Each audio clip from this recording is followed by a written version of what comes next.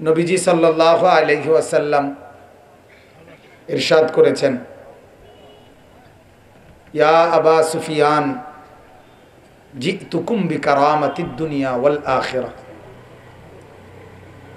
নবীজি ইরশাদ করেছেন, হে আবু সুফিয়ান, নবীজির চাচা আবু সুফিয়ানকে বহুবার নবীজি এই কথা বলেছেন, হে আবু সুফিয়ান, আমি আপনাদের কাছে যে দিন নিয়ে এসেছি এই দিন গ্রহণ করার মধ্যে দুনিয়ারও ইজ্জত আখিরাতেরও ইজ্জত, কারামাতুদ দুনিয়া ওয়াল আখিরাহ।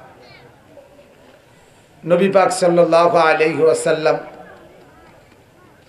এ কথা বললেন যে আবু সুফিয়ান, আমি আপনাদের কাছে যে দিন নিয়ে এসেছি এতে দুনিয়ারও ইজ্জত আখিরাতেরও ইজ্জত, দুনিয়ারও সম্মান আখিরাতেরও সম্মান, দুনিয়ার জরুরতও পূরণ হয়, আখিরাতের নেকি অর্জন হয়। একই সাথে দুনিয়া এবং আখিরাতকে সমন্বয় করে আমি নবী আপনাদের কাছে দিন পেশ করলাম।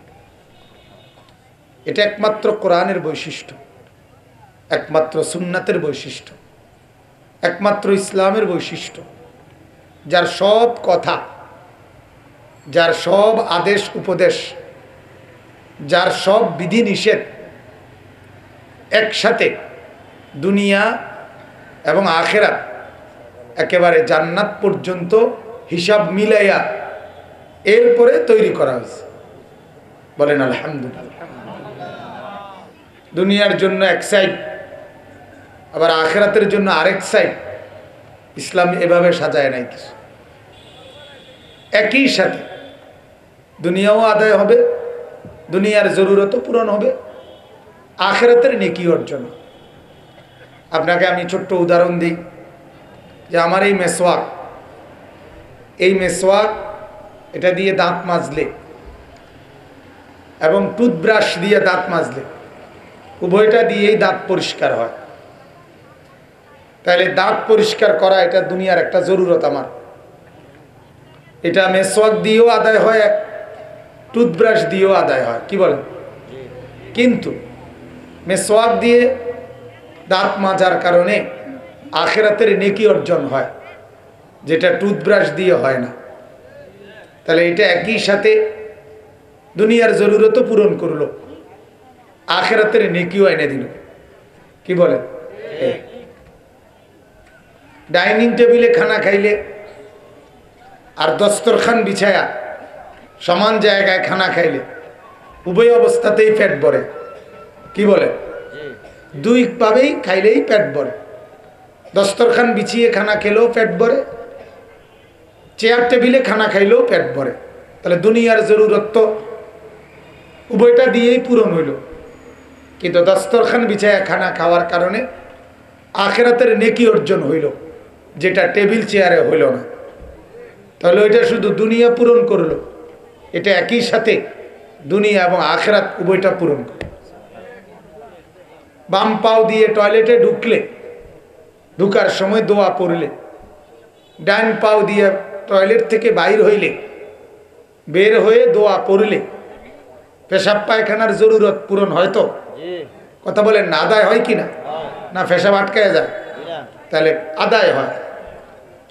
আর কোনো পায়ের হদিস নাই, ঢিলা কুলুকের হদিস নাই, দাঁড়াইয়া মুতে না বইয়া মুতে এটারও হদিস নাই, সিগারেট খাইতে খাইতে মুতে না সিগারেট ছাড়া মুতে এটারও হদিস নাই।